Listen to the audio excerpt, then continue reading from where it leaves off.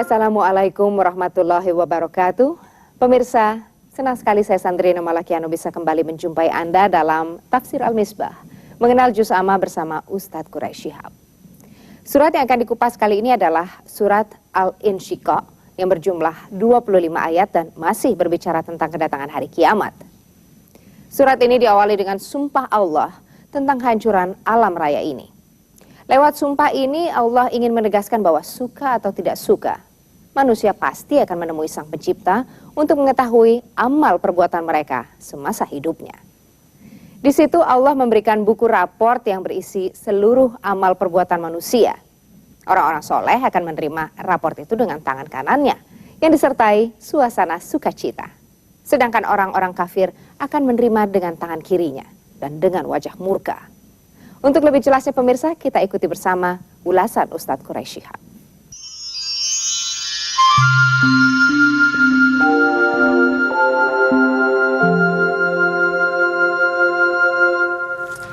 Bismillahirrahmanirrahim. Alhamdulillahirabbil alamin wassalatu wassalamu ala asyrafil mursalin sayyidina Muhammad wa ala alihi wa ashabihi ajmain. Kali ini kita akan membahas surah Al-Insyiqaq. Ada juga yang menamainya surah Idzas Sama'un Syaqqat. Betapapun surah ini turun sebelum Nabi berhijrah, sementara ulama berpendapat bahwa ia adalah surah yang ke-83 yang diterima oleh Nabi. Baik, mari kita lihat apa pesan dan kandungan surah ini. Idzas sama'un syaqqat. Saya sering berkata bahwa kata iza berarti apabila, sekaligus itu menunjukkan bahwa itu pasti akan terjadi. Apabila langit yang dilukiskan di dalam surah An-Naba itu, bahwa dia sangat kokoh. Wa banaina fawqakum sab'an shidada.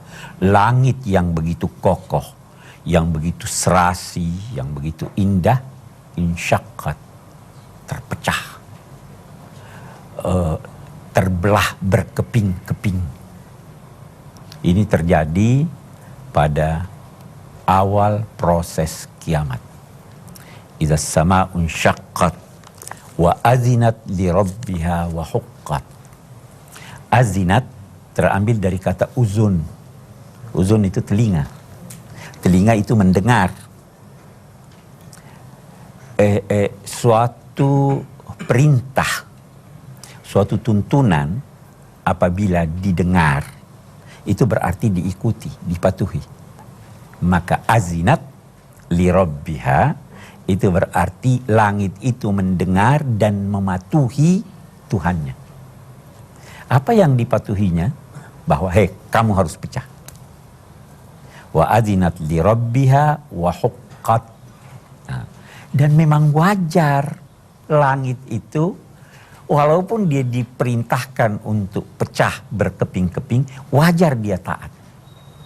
Kenapa wajar dia taat? Karena jauh sebelum berfungsinya langit dan bumi sebagaimana fungsinya sekarang, sebelum dia sempurna penciptaannya, Allah sudah menyatakan padanya dan kepada bumi, i'tiya taw'an au karhan. Hai langit, hai bumi, datang patuh kepadaku, suka kamu atau tidak suka. Maka langit dan bumi berkata, ataina ta'iin, kami datang memenuhi semua perintahmu dalam keadaan patuh. Bagian dari bumi, katakanlah air, dia patuh, selalu mencari tempat yang rendah. Api selalu membakar, kecuali kalau Allah perintahkan dia, hei api, jangan membakar, dia patuh. Seperti halnya yang terjadi pada Nabi Ibrahim. Ya naru kuni bardan wa salaman ala Ibrahim. Oke. Kita lihat itu langit. Wa izal ardu muddat wa alqat ma fiha wa takhallat. Dan apabila bumi ini dibentangkan. Apa artinya dibentangkan? Maksudnya Gunung-gunung kan menonjol tinggi. Karpet ini bisa ada yang menonjol ke atas, tapla ini bisa ada yang menonjol ke atas. Bagaimana kalau dibentangkan? Ditarik. Jadi berarti gunung-gunung itu diratakan. Sehingga terbentang semuanya. Dalam satu ayat yang lain dikatakan, yas'alunaka 'anil jibal qul yansifuha rabbi nasfa. Mereka itu bertanya kepada kamu, bagaimana ini gunung-gunung pada hari kemudian? Katakanlah bahwa Allah menghancurkannya. Fayazaruha qa'an safsafa. Dia menjadikannya rata seperti saf-saf yang rata. La tajidu fiha iwajan wala amta. Waktu itu kamu tidak melihat ada sesuatu yang rendah, ada sesuatu yang tinggi juga. Rata semuanya. Wa izal ardu muddat wa alqat ma fiha wa takhallat wa azinat li rabbiha wa huqqat. Sebagaimana langit, dia juga. Kita mau berhenti sejenak di sini. Mau lihat bedanya langit dan bumi dengan manusia. Manusia kalau dihancurkan Tuhan atau bahkan dikasih penyakit, ada ndak yang meronta? Belum dimatikan, belum dibinasakan, dia sudah meronta. Banyak. Langit dan bumi, saya rela. Apa yang kamu tetapkan, itu saya rela. Ya kan? Itu bedanya. Nah, nanti kita akan lihat kalau kita bahas salah satu surah Sabbihisma, kita akan lihat apa makna takdir bagi alam dan bagi manusia. Wa adzinat li rabbiha wa huqqat. Ada hal yang kedua yang saya ingin gambarkan. Kelihatannya Al-Quran ketika berbicara tentang langit, bumi, dan lain-lainnya, kita dulu bertanya, itu makhluk hidup atau makhluk mati itu? Tidak bernyawa. Ya kan? Tetapi Al-Quran, demikian juga hadis, seringkali menggambar makhluk-makhluk ini seakan-akan makhluk bernyawa, berakal, dan lain-lain sebagainya. Di sini kan begitu, dia mendengar. Nanti kita baca misalnya ayat, yuhyil arda ba'da mautiha. Dia menghidupkan bumi setelah kematiannya.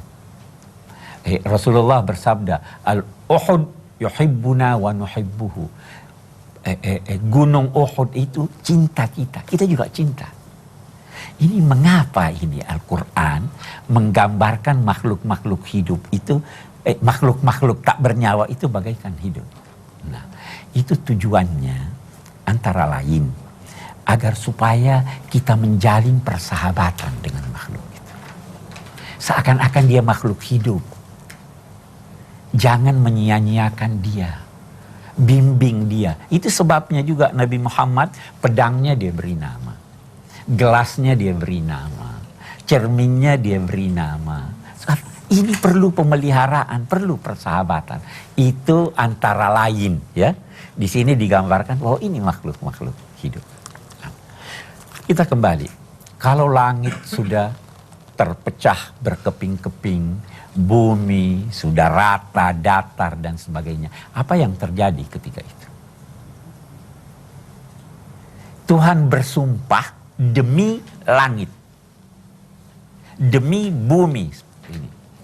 Apa yang engkau akan sampaikan, wahai Tuhan? Dia tidak jelaskan apa yang dia sampaikan. Kalau dalam istilah istilah bahasa Arab, jawabul qasam tidak ada, ya kan? Ini yang mahasiswa jawabul qasam tidak ada. Sebenarnya sengaja tidak disebut apa yang terjadi ketika itu karena kalimat-kalimat tidak bisa menggambarkan apa itu. Terlalu hebat. Tidak cukup kalimat kamu, wahai manusia, untuk saya gambarkan. Itu satu pendapat. Bisa jadi juga gambarkanlah sendiri. Bayangkanlah sendiri apa yang akan terjadi ketika itu. Sebelum ini sudah pernah saya ceritakan apa yang terjadi sebelum ini. Coba gambarkan kira-kira apa yang terjadi. Kalau langit saja yang begitu kukuh begitu, apalagi manusia. Itu yang dimaksud. Nah, sesudah itu Allah kemudian berfirman, ya ayyuhal insan innaka kadihun ila rabbika famulaqi. Wahai manusia, engkau bekerja bersungguh-sungguh sampai letih. Kadah itu artinya bekerja bersungguh-sungguh sampai boleh jadi tergores ini kulit. Ya, ada kan orang yang bekerja santai, ada orang yang bekerja ini. Kadah itu bekerja bersungguh-sungguh. Famulaqi, maka pada akhirnya engkau akan menemuinya. Nah, kita bertanya, menemuinya, nyanya itu kemana? Nya besar atau nya kecil? Nya besar. Oke, bagus. Kalau kita berkata nya besar, maka engkau akan menemui Tuhan dalam arti menemui ganjarannya atau balasannya. Tapi kalau saya berkata, nya kecil, menemuinya, menemui amalan kamu yang kamu kerjakan dulu. Ya kan? Menemui amalan kamu. Menemui amalan ini bisa jadi diartikan, dulu beberapa episode yang lalu saya pernah gambarkan bahwa di hari kiamat itu amal kita akan hadir. Yauma tajidu kullu nafsin ma amilat min khairin muhdara, hadir. Dilihat, oh ini dulu saya kerjakan ini. Seperti rekaman. Nah, itu dulu saya di pusat studi Al-Quran ada tuh. Kan begitu. Ditemukan di akhirat bisa begitu. Bisa juga menemui ganjaran dan balasannya. Ganjaran dan balasan amal kamu. Oke. Kita kembali. Tidak ada manusia di permukaan bumi ini yang tidak letih. Jangan duga orang yang bergelimang harta kekayaan tidak letih. Paling tidak, jangan duga ada orang yang hidupnya senang terus. Boleh jadi orang yang tidak kaya lebih senang daripada orang yang kaya. Dia juga punya problem. Semua orang punya problem. Kita bergerak saja kita itu perlu tenaga. Paling tidak tenaga untuk melawan daya tarik bumi. Perlu tenaga. Ini yang dimaksud. Innaka kadihun ila rabbika kadhan famulaqi. Baik, kita tentu saja ini amalan, ada hasilnya, ada kitabnya, ada rapornya. Kita akan lihat setelah fragmen.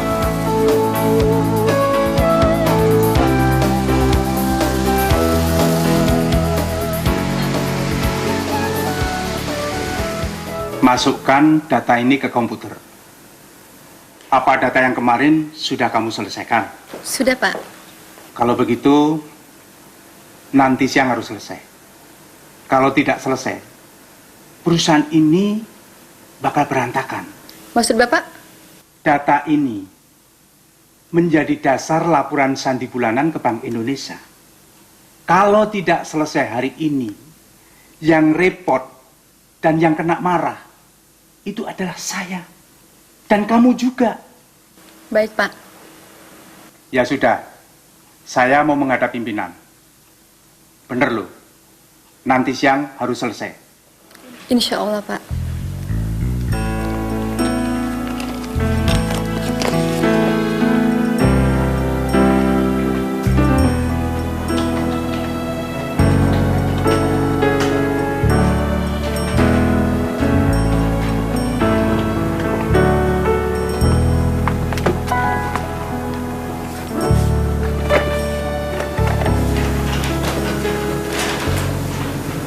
Selamat siang, Pak. Siang. Ya, kita duduk di sana aja, Wi. Terima kasih.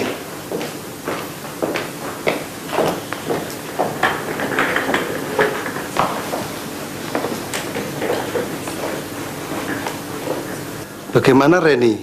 Apa aplikasi sistem administrasi kredit kita yang baru sudah running well? Alhamdulillah sudah oke, Pak. Lalu, kapan entry datanya selesai? Insya Allah siang nanti, Pak. Oh iya, kemarin saya ketemu teman-teman dari bank lain. Ternyata mereka tidak menggunakan sistem administrasi kredit seperti kita. Tapi, Pak, meskipun sudah menggunakan hardware dan software tercanggih sekalipun, tetap saja masih membutuhkan waktu 1 minggu untuk memasukkan data yang jumlahnya ribuan, Pak. Iya ya, kalau puluhan ribu orang membutuhkan waktu berapa minggu, Wi? Ya, berminggu-minggu atau bahkan bisa bulanan, Pak. Dari sini kadang saya berpikir, Pak, bagaimana Allah pada hari kiamat nanti menyusun rapor manusia yang jumlahnya miliaran dan berapa tahun waktu yang dibutuhkan, Pak. Wah, jauh sekali pemikiranmu, Wi.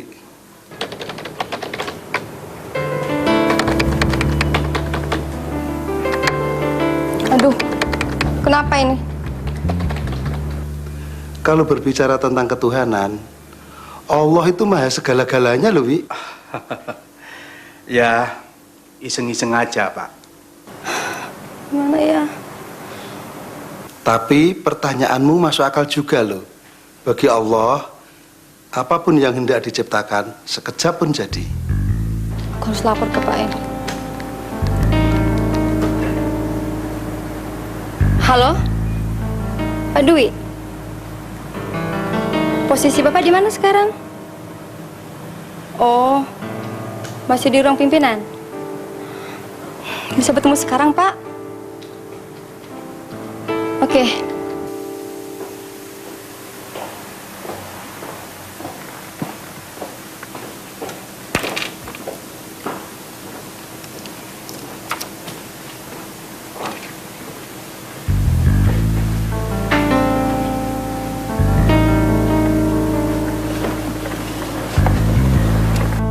Ada apa, Red? Komputer SAK-nya error, Pak. Error bagaimana? Jangan-jangan kamu salah pencet. Insya Allah tidak, Pak. Sepertinya ada masalah pada sistemnya. Tahu dari mana kamu? Saya tahu karena munculnya tulisan sistem overload, Pak. Rasanya nggak mungkin. Kita sudah menggunakan komputer terbaru, build up, bukan rakitan. Maaf, Pak. Realitasnya tidak demikian. Nggak bisa.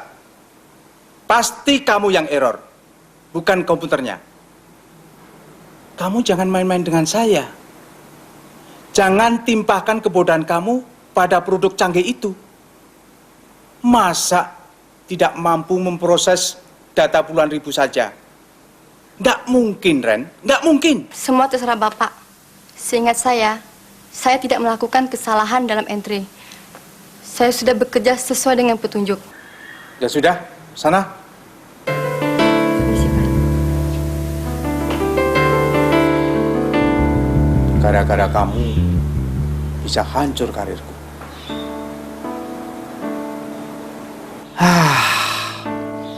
Saya tidak habis pikir. Kenapa komputer SAK secanggih itu bisa overload?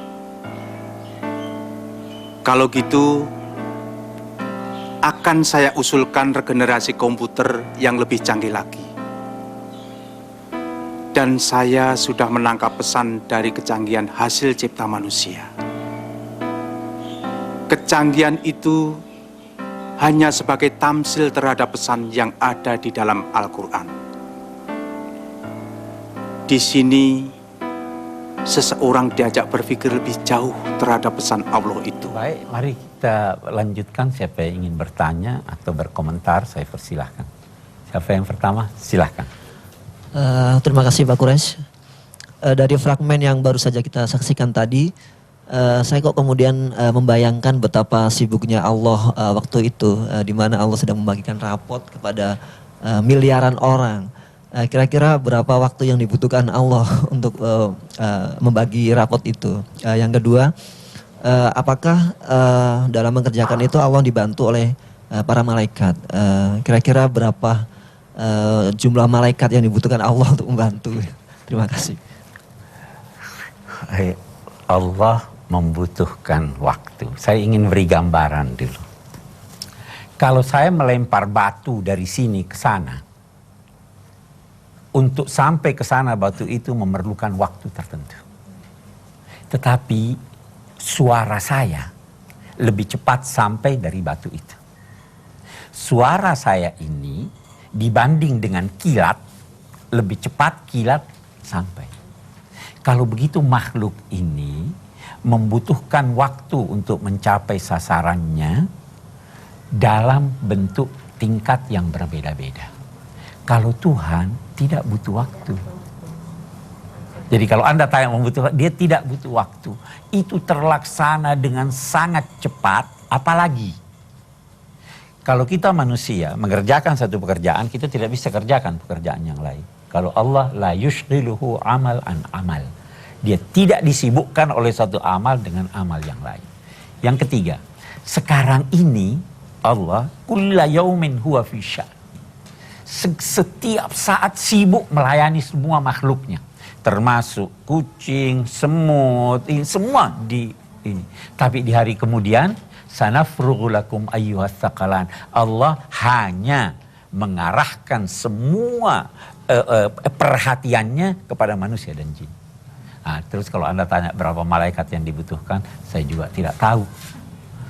Ya, apakah jelas ada orang-orang yang tidak mendapat kehormatan melihat Tuhan. Orang-orang kafir. Ya. Jadi penyerahan raport itu oleh malaikat. Nanti kita akan baca pada ayat lanjutnya bagaimana bentuk penyerahan itu. Fa amman utiya kitabahu biyaminihi fasawfa yuhasabu hasaban yasira. Yang diberi dengan tangan kanan, ada yang diberi dengan tangan kiri. Kenapa tangan kiri?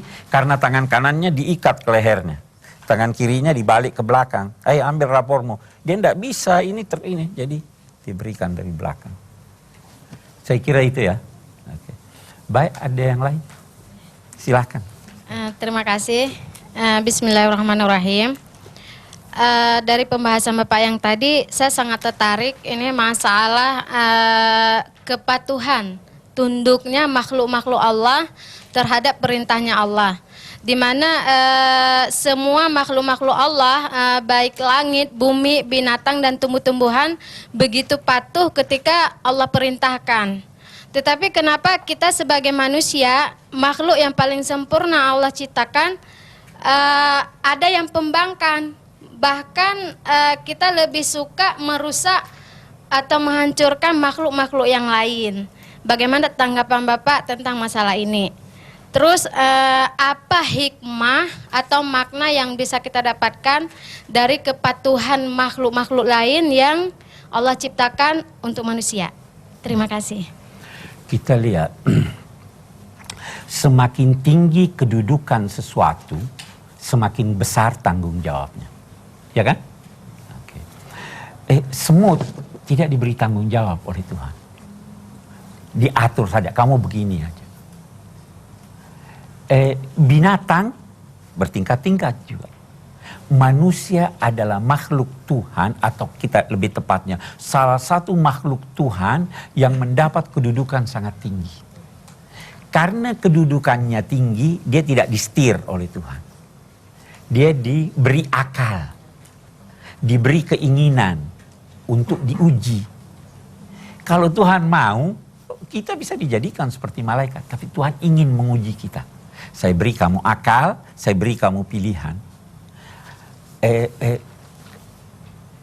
Anak kecil tidak diberi pilihan. Kalau mau makan kan disuapi aja. Kalau orang dewasa diberi pilihan. Nah, kita diberi pilihan karena kita makhluk yang sangat mulia di sisi Tuhan. Kita diuji. Nah, ada yang lulus dalam ujian, ada yang gagal dalam ujian. Itu kira-kira ininya ya. Saya kira jelas. Berarti hikmah itu ada ujian. Ya jelas. Khalaqal mauta wal hayata liyabluwakum ayyukum ahsanu amala. Dia menciptakan kematian dan kehidupan untuk menguji kamu siapa yang lebih baik amalnya. Ya kan? Jadi kita diuji nih. Hasil ujiannya nanti ketahuan di akhirat. Saya kira. Ya, masih ada yang lain? Silahkan. Jadi tadi saya sudah singgung. Fa amma man utiya kitabahu biyaminihi fasawfa yuhasabu hisaban yasira. Yang diberikan kitab amalannya dan dia menerimanya dengan tangan kanan, dia akan diberi perhitungan yang mudah.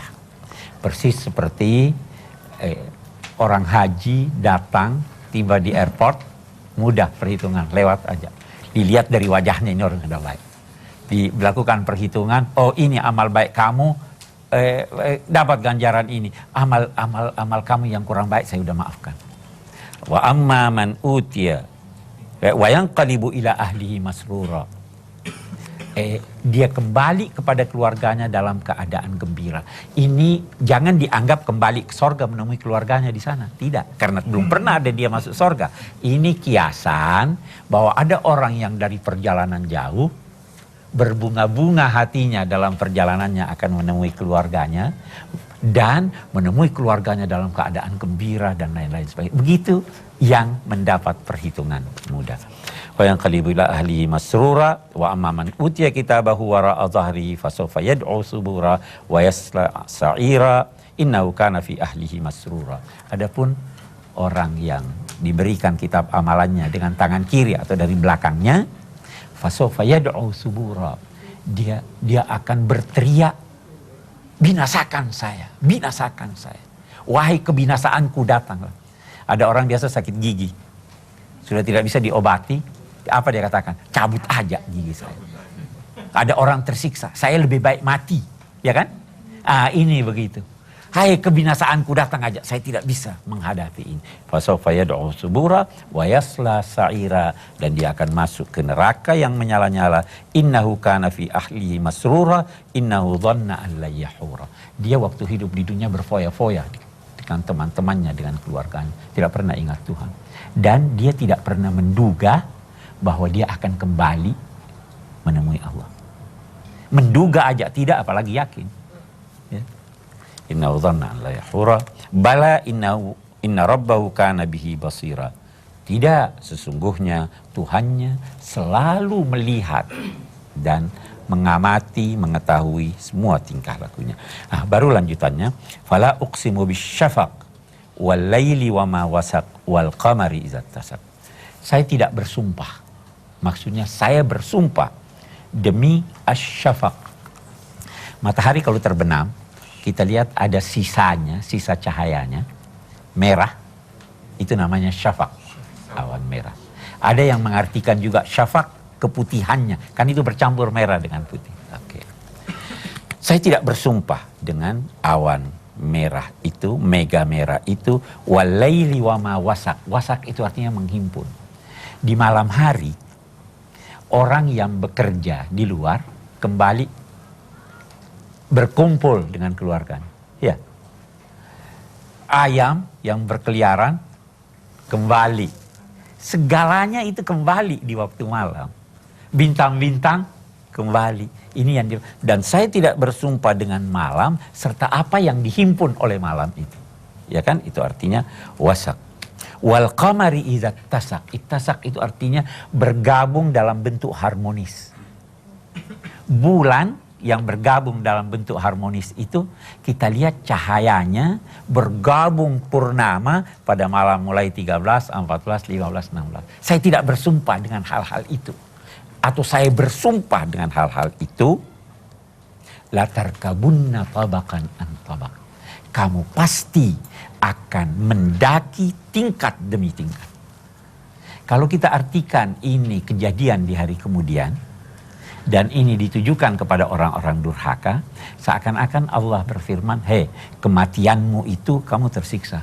Tapi masih ada tingkat yang lain lagi, yang lebih parah dari itu. Kapan? Di alam barzakh. Masih ada tingkat yang lebih parah dari itu. Itu latar kabunna tabakan an tabak.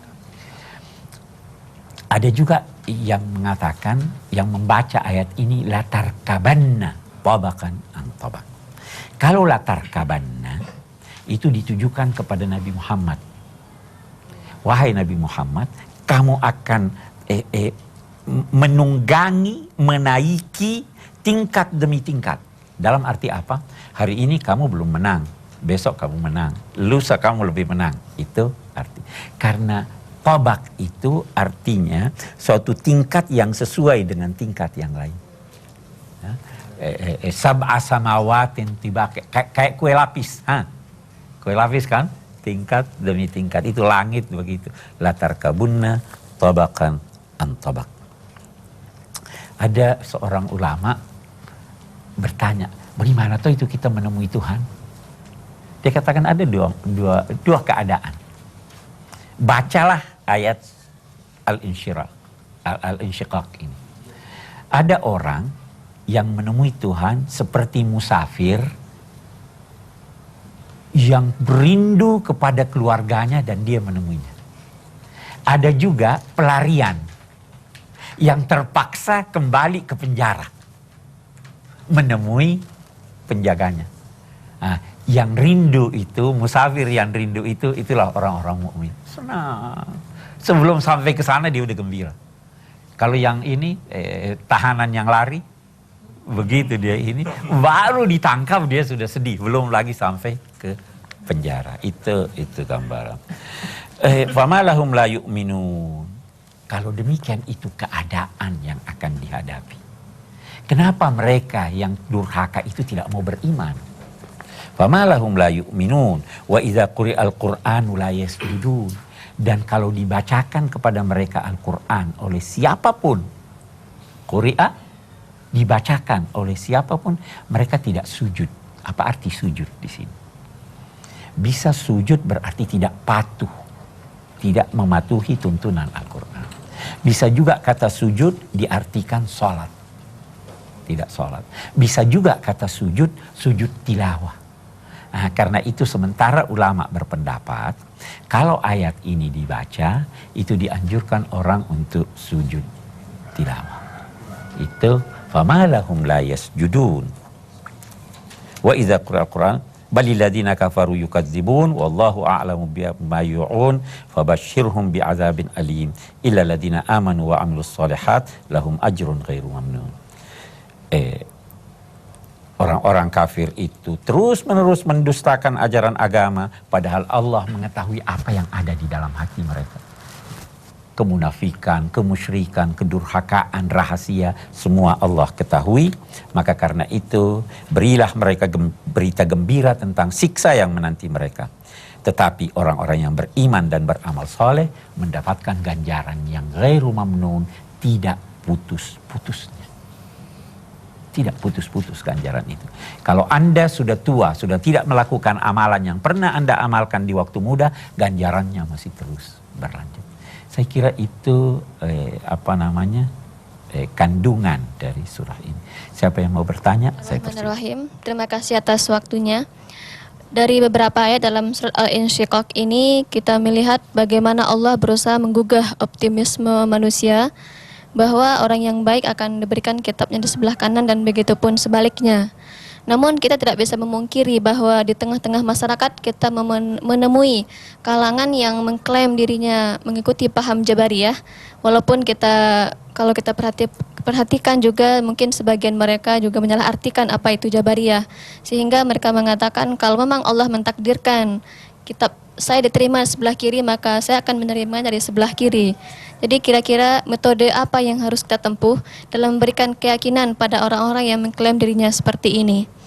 Kemudian yang kedua, banyak ayat yang kita temui dalam Al-Quran yang menggambarkan betapa indahnya surga dan menggambarkan betapa buruknya di neraka. Sehingga hal ini terkesan bagaimana Allah itu mengiming-imingi manusia dengan surga dan menakut-nakuti manusia dengan neraka. Kira-kira bagaimana pendapat Bapak tentang metode yang ditempuh oleh Al-Quran dalam hal seperti ini? Terima kasih. Yang pertama yang saya ingin jawab. Pertama dulu Jabariyah. Jabariyah itu yang belum mengerti adalah faham yang menyatakan, diilustrasikan bahwa manusia ini seperti daun, kemana angin berhembus, ke sana dia pergi. Jadi daun ini tidak punya daya.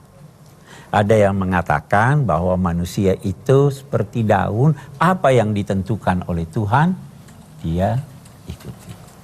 Faham ini tidak tepat. Karena kita menemukan di dalam Al-Quran, Allah menetapkan adanya daya manusia. Dan kenyataan juga menunjukkan bahwa kita punya daya. Ini sekarang buku tafsir ini di depan saya kalau mau saya bisa angkat. Kalau saya tidak mau, jadi saya punya daya. Walaupun daya saya itu bisa terhalangi oleh hal yang lain. Jadi kita punya daya. Karena itu, wa ma tasyauna illa ayyasha Allah. Kita punya kehendak, Allah punya kehendak. Yang dituntut dari Anda pertama kali ada kehendak atau tidak? Mau tidak berbuat baik? Mau tidak patuh kepada Tuhan? Kalau mau, Anda sudah punya modal yang besar. Karena kalau Anda mau, persis seperti orang, saya sering beri ilustrasi, dia mau ke airport jam 4 subuh. Ya, terbangun enggak dia? Dia kok bisa bangun? Kenapa kalau sholat subuh dia tidak bangun? Karena dia tidak mau. Ya toh, jadi paham. Itu saya kira ya, itu yang dimaksud. Baiklah, okay. Masih ada yang ketiga, silakan. Kita ingin mengambil kesimpulan dari surah ini. Surah Al-Insyiqaq ini menggambarkan bagaimana kepatuhan makhluk-makhluk kepada Allah Subhanahu wa taala agar manusia mau mengikuti kepatuhan itu, dan bagaimana dampak dari kepatuhan kepada Allah, yaitu nanti di hari kemudian akan mendapat kemudahan-kemudahan, bagaimana akibat pembangkangan, dan itu di hari kemudian akan mendapatkan siksa. Yang saya ingin tambahkan di sini, tadi saya belum jelaskan, firman Allah, illal ladzina amanu wa amilus solihat. Kata illa, ada yang memahaminya kecuali, dalam arti kecuali, ada yang memahaminya dalam arti tetapi. Kalau saya berkata, fabashshirhum bi'adzabin alim, gembirakanlah mereka dengan siksa yang pedih, kecuali yang kemudian bertaubat dan beriman kepada Allah serta beramal soleh, maka mereka itu akan mendapat ganjaran yang tidak disebut-sebut lagi ganjaran itu. Maksudnya tidak disebut-sebut, tidak dijadikan dia malu. Ada orang memberi sesuatu, lantas dia sebut-sebut. Nah, orang-orang yang berdosa ini, kalau bertobat, dia juga akan mendapat ganjaran yang tidak disebut-sebut. Tapi kalau saya fahami, illa dalam arti kecuali, maka kecuali mereka itu semua akan dapat siksa, kecuali siapa? Orang-orang yang beriman, beramal soleh, mereka itu akan mendapat ganjaran mamnun, bukan lagi disebut-sebut, tetapi tidak putus-putusnya. Saya kira itu gambaran dari surah yang kita bahas ini. Wassalamualaikum warahmatullahi wabarakatuh. Sebagai makhluk yang dibekali akal pikiran, seharusnya manusia bisa mencontoh sikap kepatuhan langit dan bumi terhadap perintah penciptanya. Hanya sampai di sini pengajian tafsir kali ini. Saya Sandrina Malakiano, pamit dulu dari hadapan Anda. Semoga bermanfaat. Wabillahi taufiq wal hidayah. Wassalamualaikum warahmatullahi wabarakatuh.